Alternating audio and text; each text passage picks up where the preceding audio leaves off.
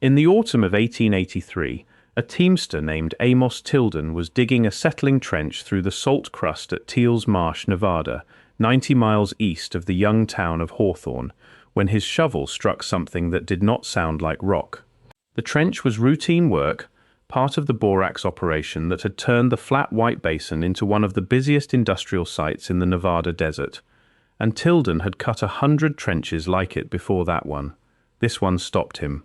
Beneath 18 inches of crusted salt and grey clay, at the exact spot where the shovel blade rang instead of scraping, lay a disc of dull grey metal the size of a dinner plate, fitted along its rim with a row of even teeth and pierced through its centre by a shaft that turned, when he pressed a thumb against it, with a smoothness no tool in the borax works could have produced.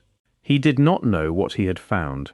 He knew only that the ground around it had not been disturbed in longer than anyone standing there could account for, and that whatever this was, it had been waiting under the salt since before the marsh had a name anyone recorded.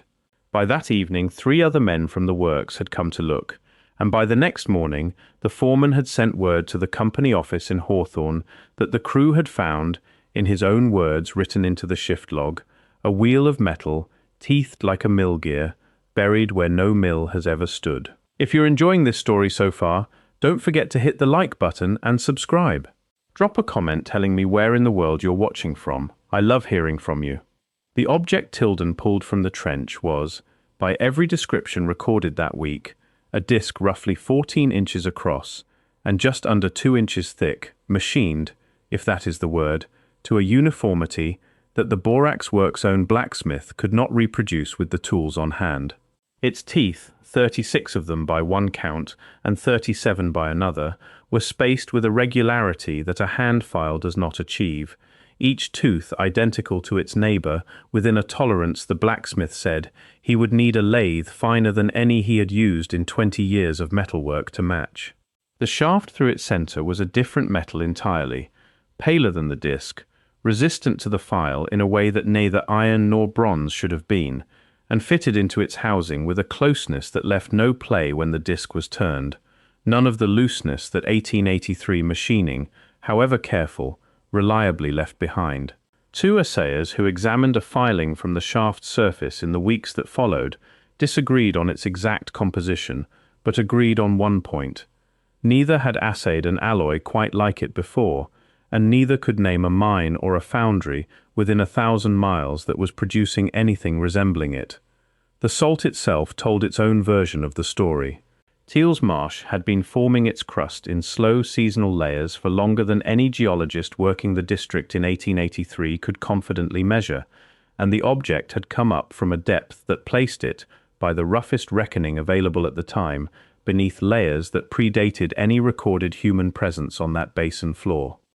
Nothing about the disc's material or its manufacture matched a tool a borax crew or a mining camp blacksmith could have dropped and lost. Nothing matched a tool a stagecoach line or an army survey party would have carried through the district either. It matched nothing on any inventory of tools known to the American West in that century, or in the centuries before it, that anyone had bothered to catalogue. Within a week, the discovery had travelled far enough that a representative of the state mineralogist's office in Carson City, a field surveyor named Franklin Ostrander, arrived at Teels Marsh to examine the object and the trench it had come from. Ostrander's field notebook, portions of which survive in a private collection today, describes the disc in terms nearly identical to the foreman's, and adds a detail the shift log had not, that the trench walls around the find showed no sign of a shaft, a cellar, or any excavation older than the current borax operation, which meant that whatever had placed the object at that depth had not tunneled down to it. It had been there when the salt closed over it. Ostrander measured the disc, sketched its tooth pattern, and wrote that he intended to crate it for shipment to Carson City for further study. Then the record stops. The state mineralogist's office maintained a daily log of field correspondence through that entire year without a gap, except for 3 days in November of 1883, the exact window during which Ostrander's report should have arrived. The log resumes on the 4th day with an entry unrelated to Teels Marsh, and no report on the disk appears in that year's published survey, nor in the year after. What happened to Ostrander's crate and to Ostrander's finished report is not recorded anywhere the office's surviving files show. The blank itself is the only evidence that anything happened at all in that window, and the blank was written by a clerk who had not missed a day of entries in the 11 months before it or the 11 months after.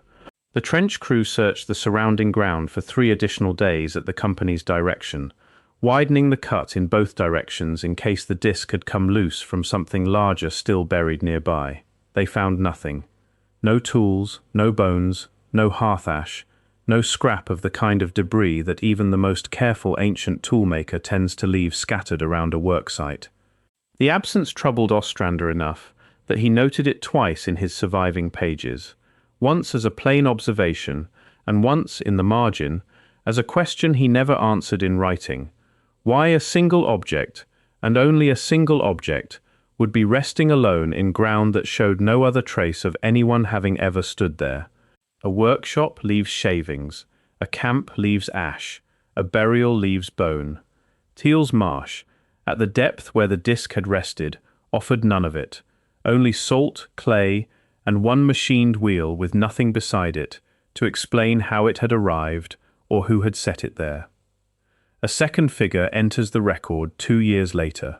Professor Louis Devereux, a mineralogist attached at the time to a small college in California, obtained access to a duplicate set of Ostrander's measurements, apparently through a colleague in Carson City, and in 1885 submitted a short paper to a regional scientific society describing a toothed mechanism of anomalous alloy recovered from a Nevada salt marsh, of manufacture inconsistent with any process known to the reporting assayers. The paper was accepted for a future program, and Devereux wrote to a fellow mineralogist that he intended to travel to Teels Marsh himself the following season to examine the original trench. He never gave that talk. College records show Devereux resigned his position within a year, without explanation recorded in the minutes, and his subsequent published work, what little there is of it, concerns itself entirely with commercial ore assay, and never again mentions Teels Marsh, the disk, or anomalous alloys of any kind. Colleagues who corresponded with him in later years described a man who had simply moved on to steadier subjects, the kind of career turn that happens to any working scientist and draws no attention on its own. It is only alongside Ostrander's 3 missing days that the turn becomes a pattern rather than a coincidence, one professional after another arriving close to the evidence, and then, for reasons the record does not supply, arriving no closer. The borax company that employed Tilden treated the discovery as company property from the first day, as it did every mineral or curiosity pulled from ground at least, and the crew was instructed not to discuss the find with outside visitors. That instruction did what such instructions usually do. It kept the story out of the regional newspapers for exactly as long as it took the crew's own families to start talking, and by the following spring the story of the gear from the salt was known in mining camps 100 miles in either direction, even as the object itself had already left the district in Ostrander's crate and vanished from any record anyone could later produce. What the company's own correspondence shows, in the fragments that survive in a Nevada historical archive today, is a single instruction from the Hawthorne office, dated the week after the find, directing the foreman to release the metal wheel and any pieces broken from it to the state surveyor, and to keep no company record of the transaction beyond a receipt. The receipt itself has not survived. What the correspondence does not show is any further mention of the object, in that year or any year after, in a company whose surviving ledgers otherwise account for nearly every tool, wagon part, and length of chain that passed through the Teels Marsh works. A gear does not usually disappear from a company's paper trail more completely than its rope and nails. This one did. What makes the disc difficult to file away as an unusual rock formation, the way Ostrander's superiors apparently tried to file it, is the same thing that makes hand-worked masonry different from a tumbled stone. A tooth cut by a file carries the file's signature, a slight unevenness that a trained eye and a set of calipers will always find. The teeth on the Teels Marsh disc, by every measurement, Anyone bothered to record before the object left the district carried no such signature. 36 or 37 teeth. The count itself disputed, because two witnesses working from memory some years later could not agree, spaced with a consistency that a machinist in 1883 associated only with the finest factory gearing coming out of the industrial East. And even then, the machinist who examined it said, "Finer than that." The shaft's fit inside the disc's center bore was measured by Ostrander himself as showing no perceptible gap under a straight edge, a tolerance that a hand lathe of the period could approach only with extraordinary patience and never with the effortless uniformity the object displayed on every tooth, not merely on the ones a craftsman might have taken special care with. A tool made by a person in a hurry looks like it. A tool made by a person with time and pride looks careful in places and less careful in others.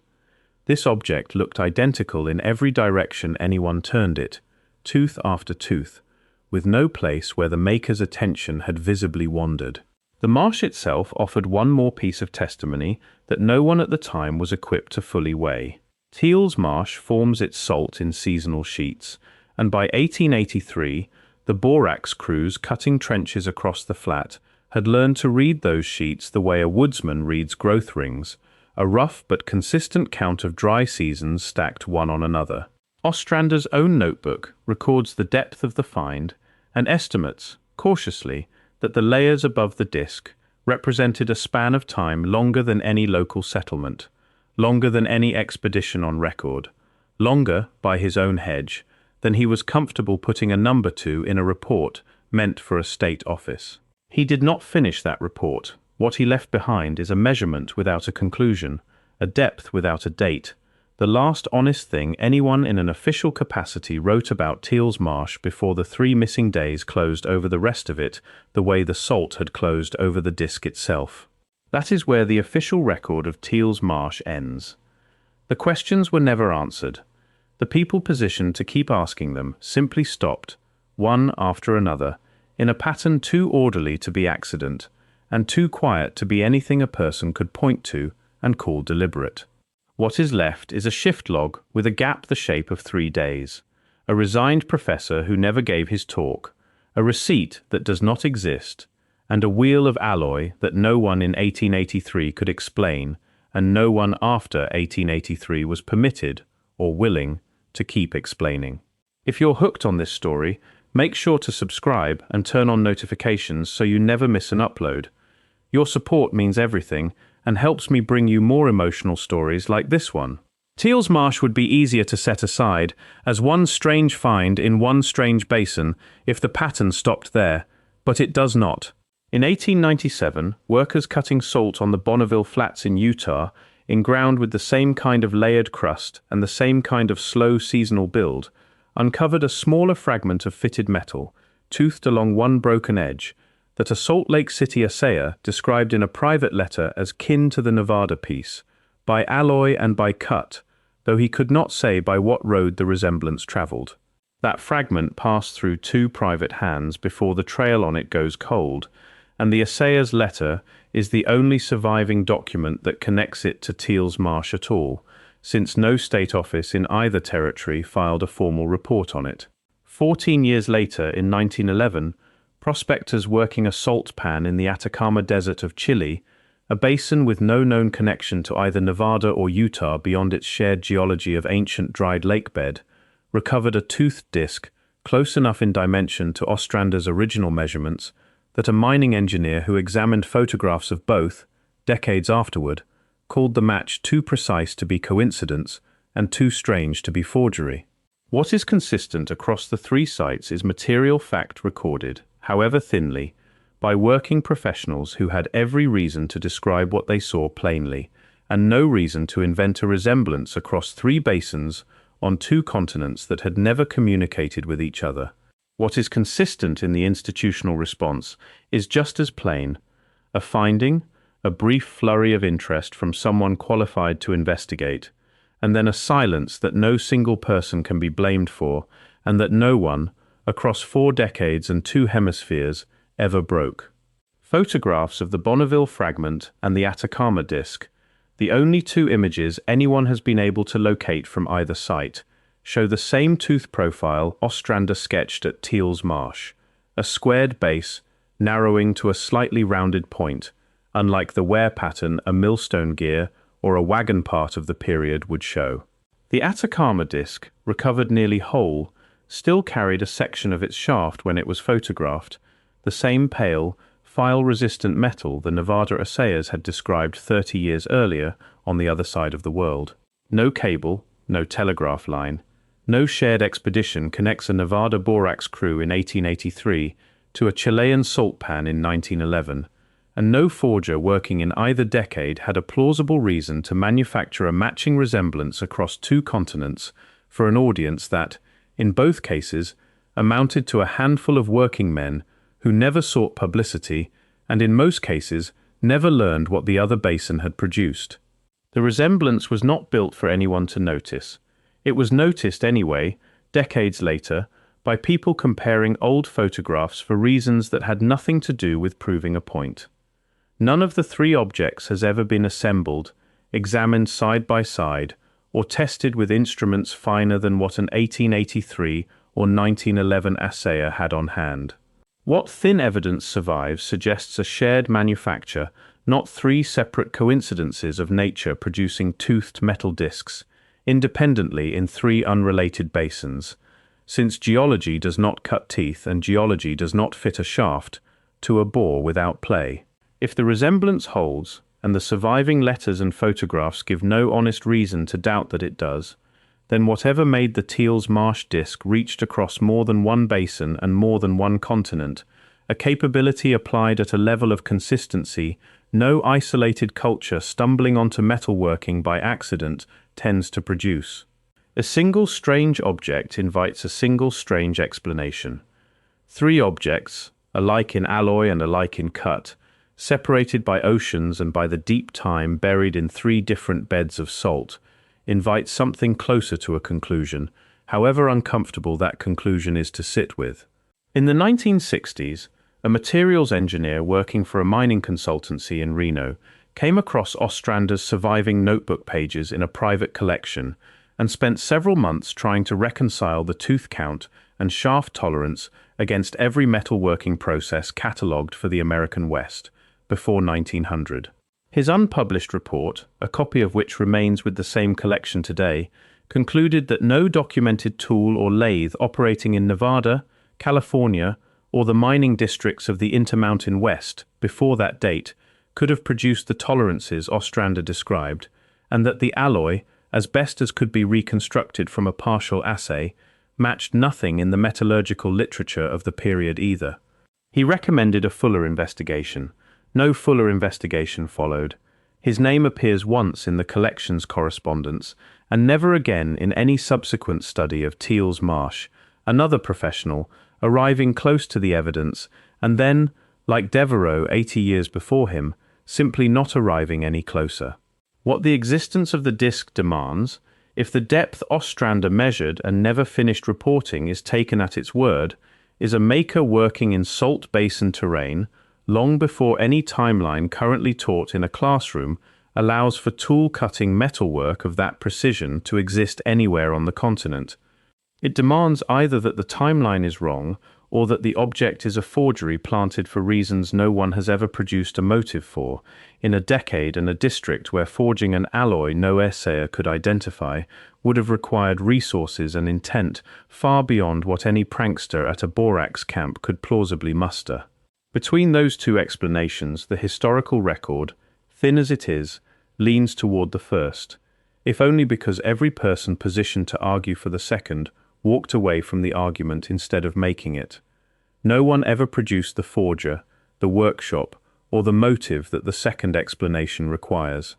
Not everything from Teels Marsh vanished into Ostrander's crate.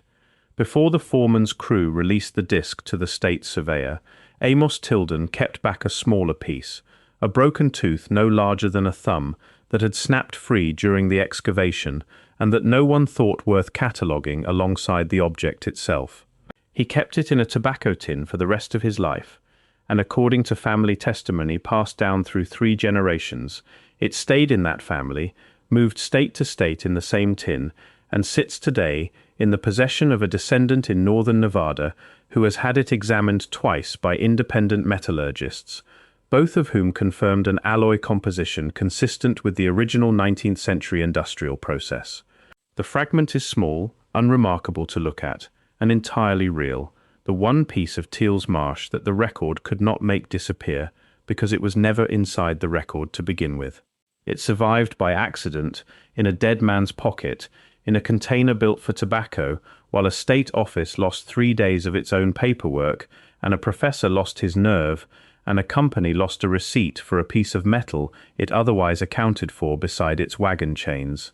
Amos Tilden died in 1921, decades after the trench at Teels Marsh had filled back in, and the borax works had moved on to richer ground, and by his own account late in life, given to a grandson who wrote it down years afterward, he never stopped believing that what his shovel had struck that autumn morning had been waiting under the salt long before any wagon road reached that basin, long before any state office existed to lose 3 days of its own paperwork over it.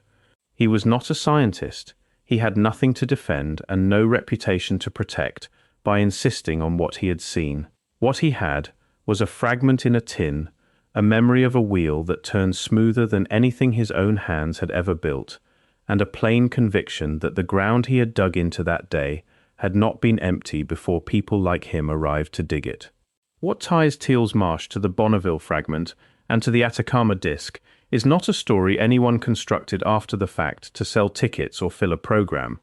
It is 3 separate discoveries, decades and continents apart, made by working people with no reason to coordinate a lie and no shared audience to perform for, each producing an object built to a standard the century they lived in could not match and could not explain away. The gaps in the record, the missing 3 days in Carson City, the professor who resigned without explanation, the receipt that was never filed, do not prove a decision was made to bury the disk. They only show that at every point where someone in a position to keep investigating had the chance to keep investigating, they instead stopped, and no one since has been given a reason strong enough to start again.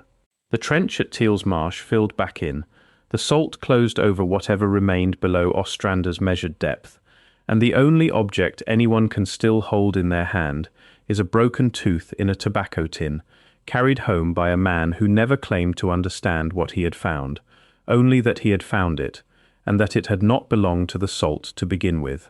Thank you so much for watching until the end. If you loved this story, check out the other videos on your screen now. I think you'll really enjoy them. And don't forget to subscribe if you haven't already. See you in the next story.